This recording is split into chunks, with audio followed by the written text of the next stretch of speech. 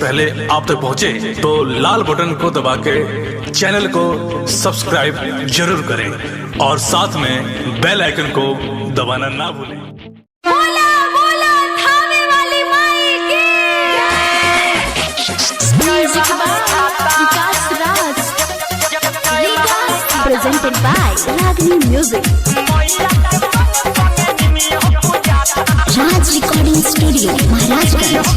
DJ Sikandar, DJ Matiyariya, DJ Kothi.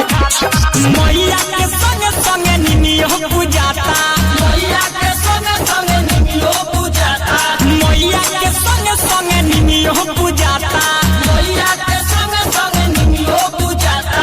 मैया के गोबर से अंगना लिपाता, मैया के गोबर से अंगना लिपाता। अरे ओही मैया पर DJ SK Sikandar, DJ Matiyariya.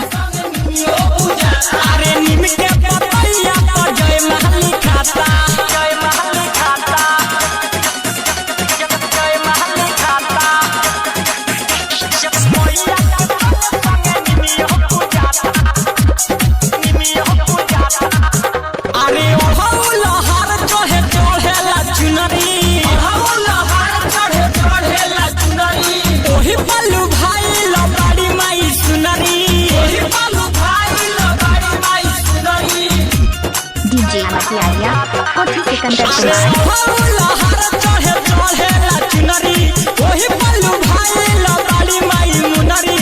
साझे सबेरे मंदिरिया धोआता, मैया के संग संग निमियो पूजाता। अरे निम के पपैया पर जय महली खाता, मैया के संग संग निमियो पूजाता,